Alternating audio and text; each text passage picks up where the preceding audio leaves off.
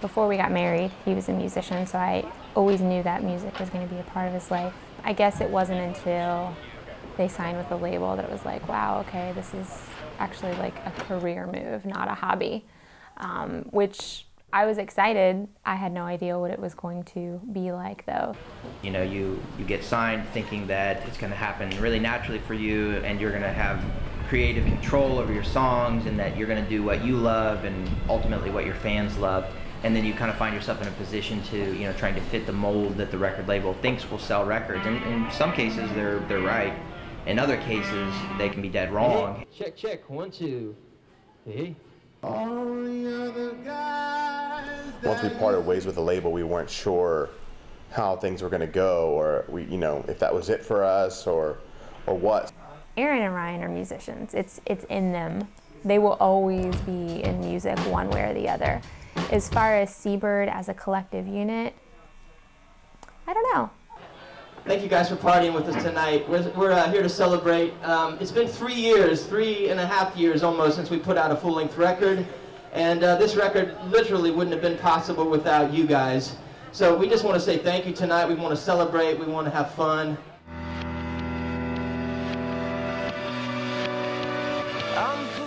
I started our band Seabird back in 2005, and we played a couple shows here in town for a few months and just decided that we wanted to keep making music together, keep writing music. And at that point, my brother Ryan here was living in Chattanooga, and he decided to move up in 2006 maybe.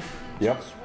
I remember when that was going on, you were sending me recordings of the songs that you guys were doing, and I still remember like listening to them where I was at work and getting ideas for them and getting excited about them.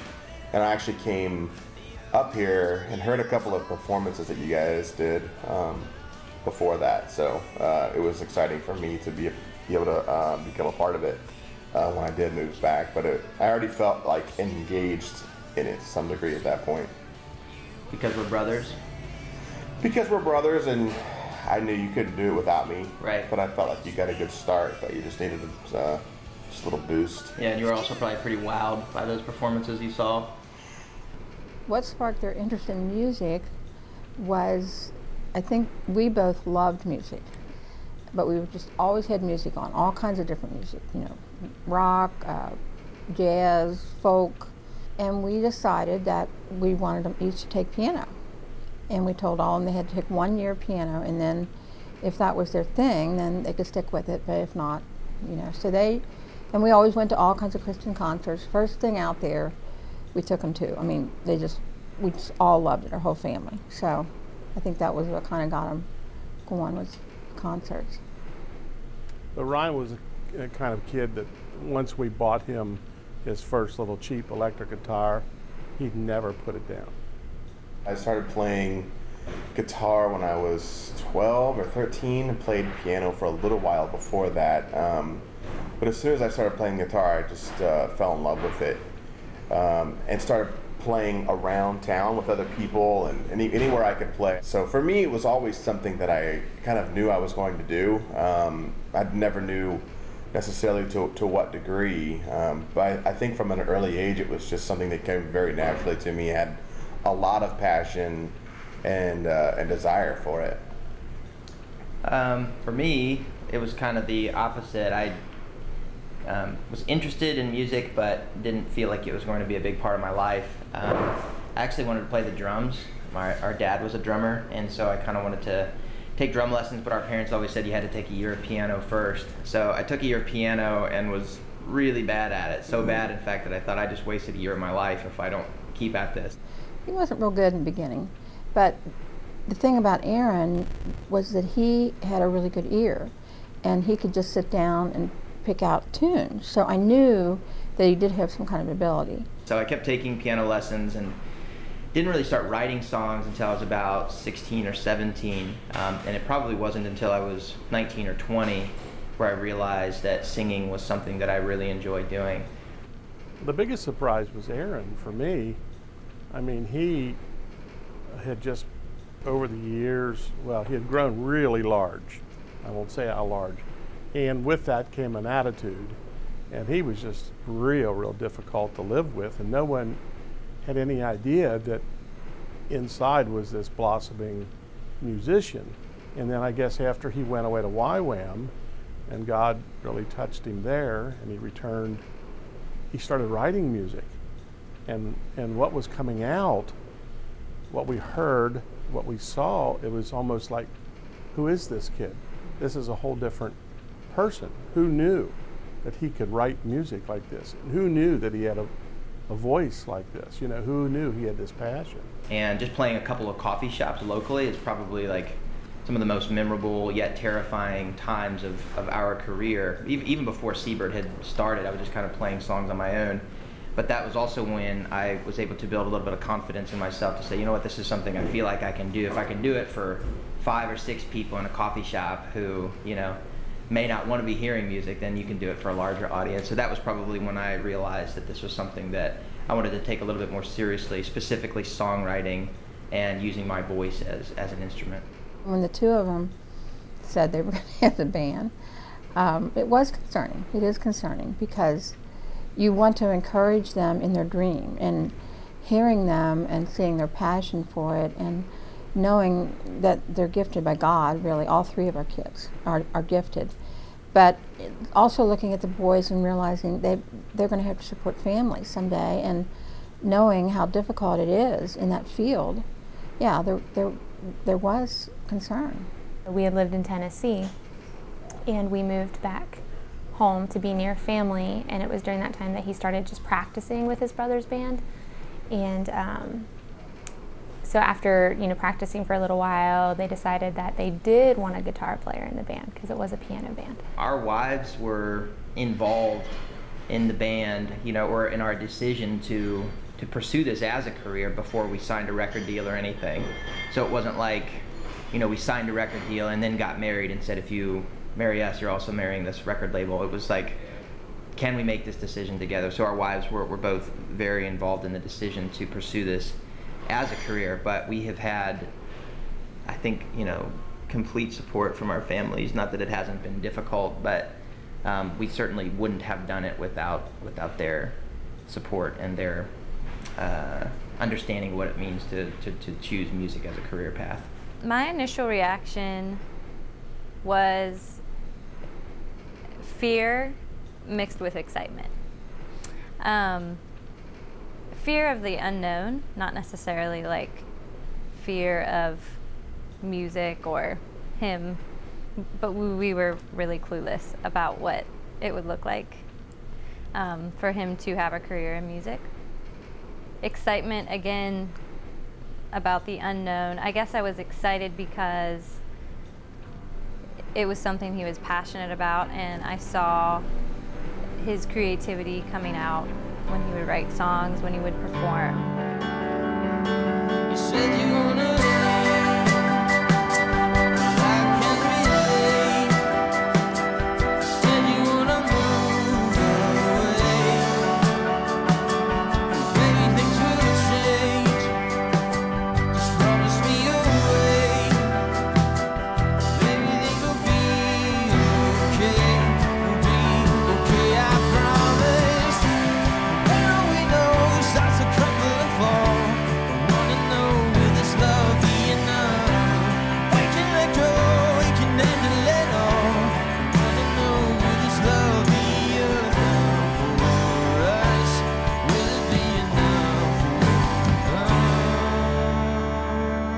So the girls love, you know, all of them, love seeing him play and enjoy it, but it was hard as far as, you know, the times that we couldn't go. He'd be gone for a really long time. Being on tour, I think that one of the most difficult things is communication, because you're communicating over the phone and FaceTime.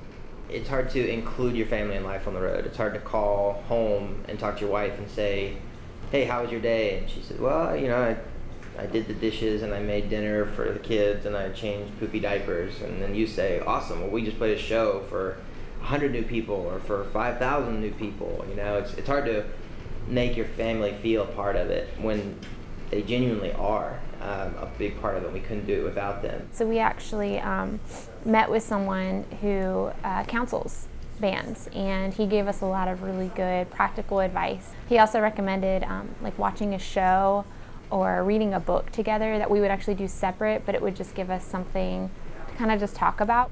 I think for London and I both, the adjustment is the first few days of him going out on tour. You know, we're adjusting to Daddy being gone, and okay, how are we going to go about our day? So it's not easy, but it's something that we try really hard to make a little bit easier to work on.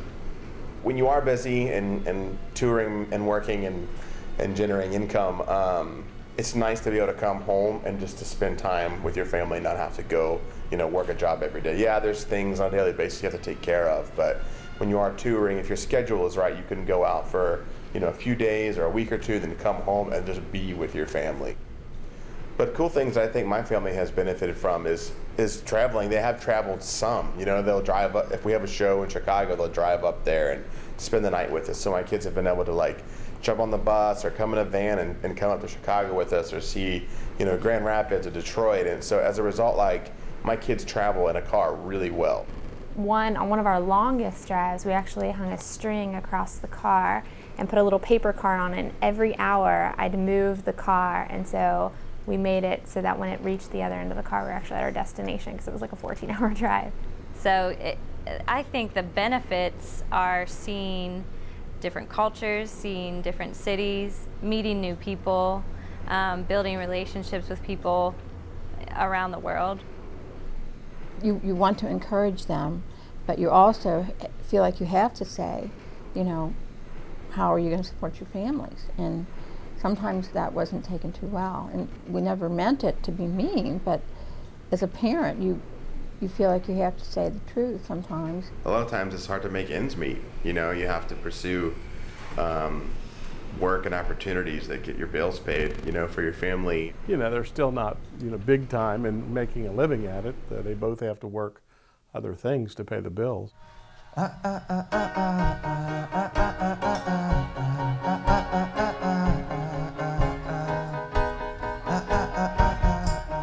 They never wanted to be a Christian band in the Christian music scene. Their initial vision was, we're believers who follow Christ. We want to make good music and have mission in that field.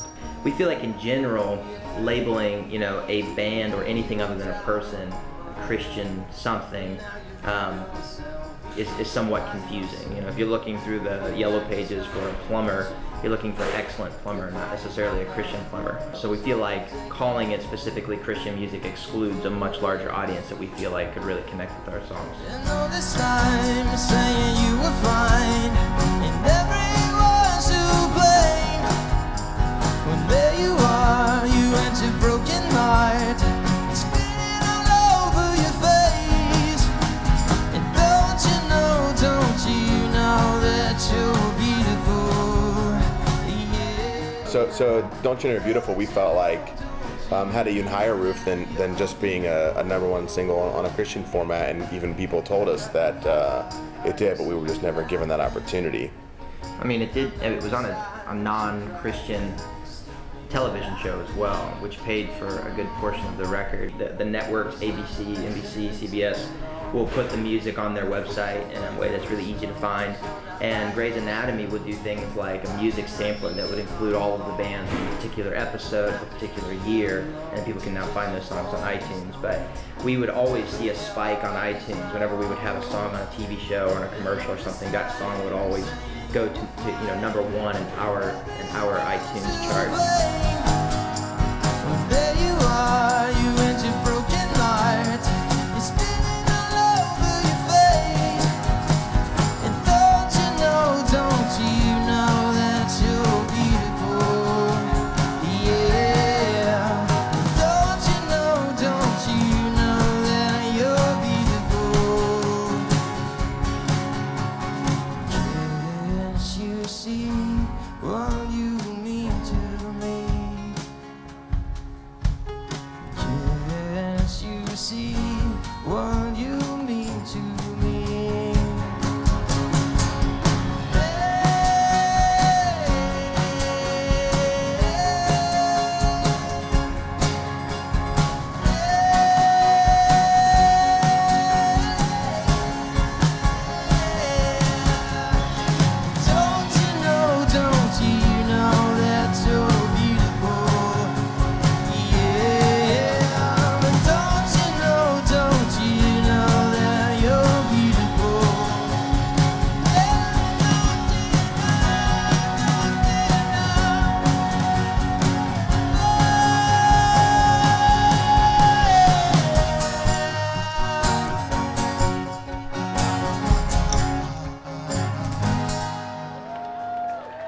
would say most things that we experienced starting out were pretty surprising to us.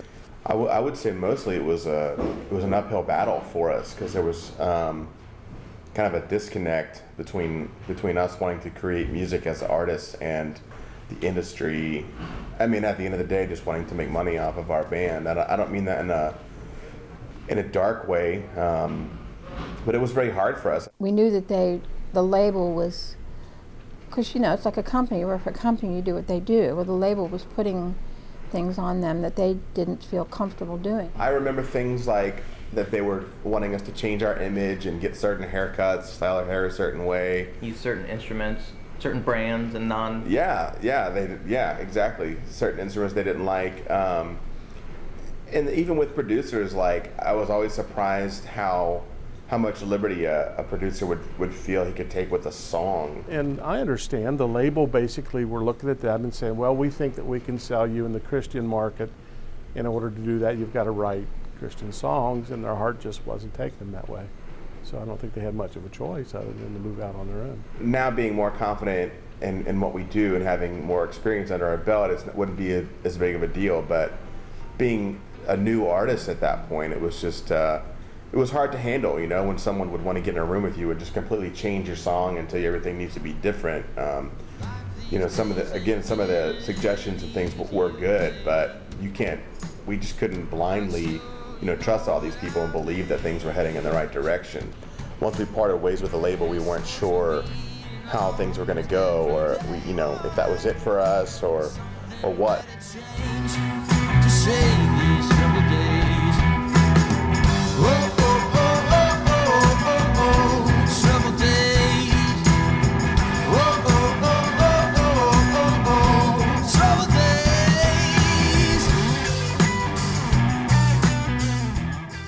Troubled Days was a song that Ryan wrote that I connected with really early on from hearing the early demo of the song, and just really felt like sonically and stylistically it was a really fresh direction for our band, and something that I felt really excited about performing live. It did kind of seem to, without us intentionally writing it, or without Ryan writing it that way, it kind of summarized some of the challenges or the difficulties that we'd faced in the last couple of years. I've always felt that it's a really important thing to be very vulnerable, kind of wear our hearts on our sleeves and tell our story. We're telling people about our victories, about our defeats, about our times of great excitement, our times of sorrow or sadness. So we feel like if we have a story to tell, it should be ours, and it should be the one that has the most meaning to us. So we find inspiration in our families and everyday life. Rest your head now, I will be okay. Don't get up, 'cause I will be okay. You led me astray.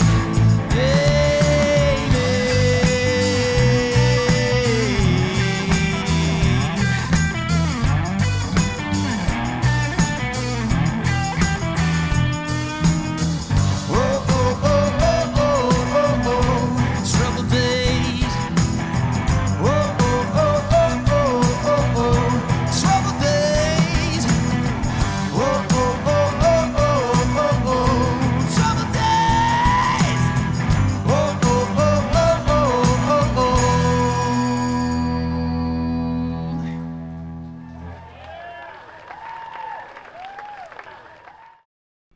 Well, we've been in kind of like what we call like a down period as a band,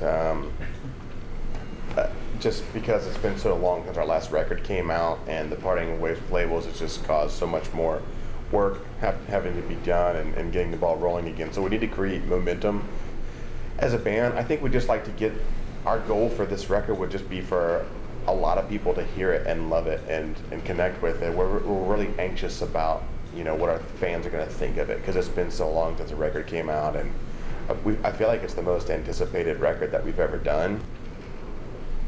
Kickstarter is a way for fans to fund projects. We did tons and tons of research on Kickstarter and other what they call crowdfunding websites, Originally, I feel like it's something that people just thought was like a last ditch effort for bands just to be able to make one more record or do a comeback or something like that. It was like, man, you guys know what's going on from day one. Here's what we want to do. If you guys are excited about this, here's how you could become a part, and then you create these really creative incentives for people to get involved. Anywhere from, I mean, obviously they all include, you know, the music at a basic level, you know, custom t-shirts that only will go to backers, experiences with the band, you know, songs that we will write for them, or them actually writing for us, or having a meal with us, or playing a song on stage with us. So these are all things that we got really excited about as we did all this research, and it became really apparent to us that this was like more than just a way to get money to make a record, but it was like a new way to connect with people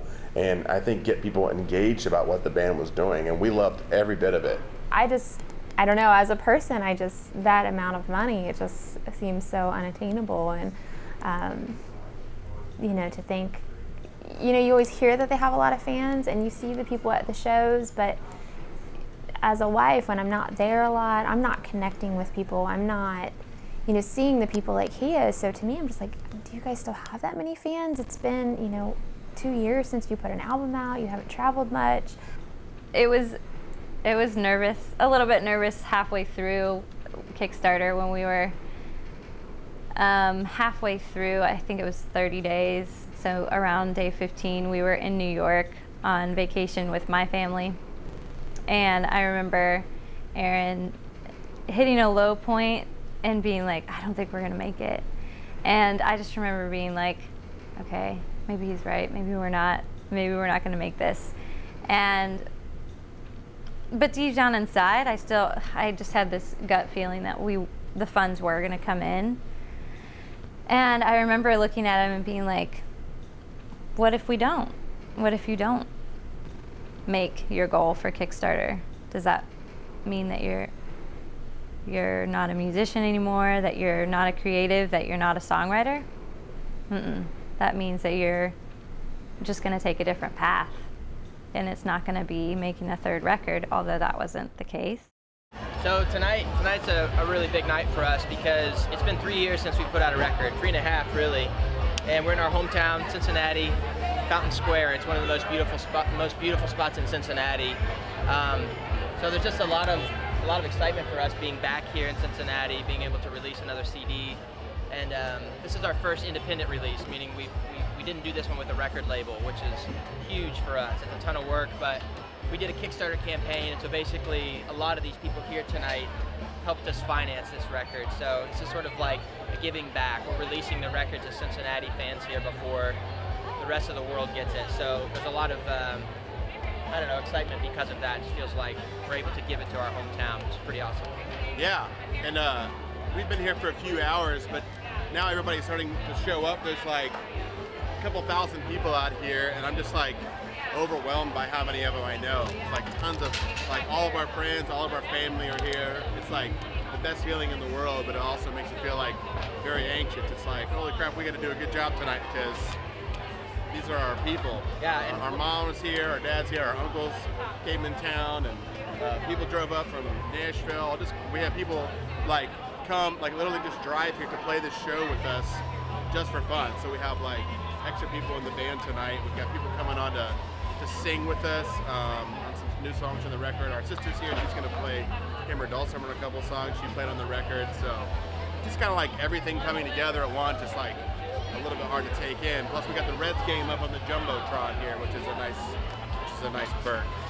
totally sweet. In case all that stuff I just mentioned loses my attention, I can just tune up to the game here. Right. We get tired of playing music, we can just watch the Reds game right up there.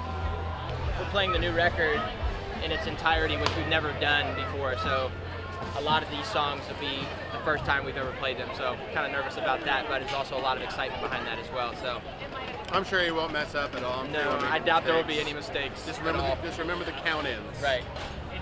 So yeah. I just want to make sure that the audience knows that we're more excited about this record than any record we've ever done.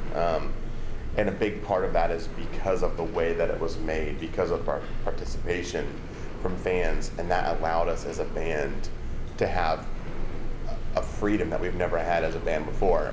I think there's a perfect amount of tension and yet peace in this album. They're more themselves. You know, this is them. You know, they designed it, they wrote these songs, they picked what songs went on it. There was several that they had to choose from. They were in the studio right there with their producer. I mean, there were times where Ryan was even like sitting behind the producer chair, like bossing everyone around, but really owning every song. And I think you can tell in the album.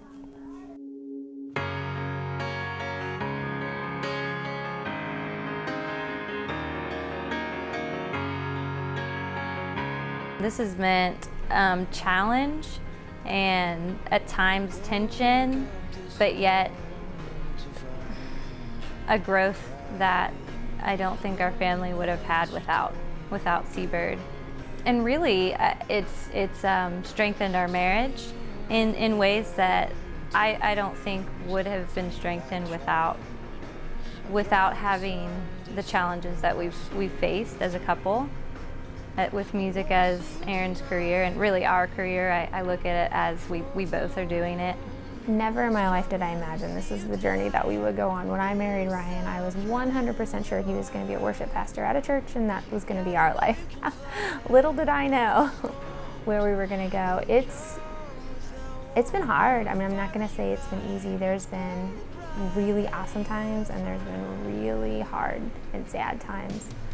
We can look back and say, hey, we gave it everything we had. You know, he had a dream and we went after it as a family and we got to see parts of that dream come true. You know, I don't know that everyone's full dream ever comes true. Dreams change as you change.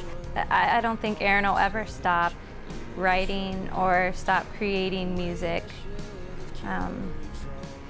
But I'm thankful that he has this avenue right now, that he's in this outlet to be able to get the music out there and for other ears to hear it and other hearts to be encouraged by it. You know, Aaron and Ryan are brothers, so essentially Seabird will always be together. But I don't know, I think that we're at a place where we're really open to whatever it may be. Well, to me, I think they have been successful. I mean, maybe they haven't made it big, but they have written and produced a lot of good music. And so this last album, to me, it's like, well, this is who they are, and they've done it on their own. And to me, I feel like that's a pretty big accomplishment, you know. So I don't know where that will go from the future, but I feel like they have really done something well. It all comes back to God. Is that what God wants? You know, if God wants them to have that great exposure, then it'll happen, and there's no stopping. And if He doesn't, it's okay. Like she said, they've already succeeded. So to redefine success for us would be, you know, the way that we leave a mark on an audience when we perform live with them. If that's something that people will remember 10 years after the band is gone, then to me that is a really great success. We are experiencing something special and a beautiful night, and our friends here on stage are going to present their new album. It's called Troubled Days, and let's get loud, let's get excited. This is Seabird.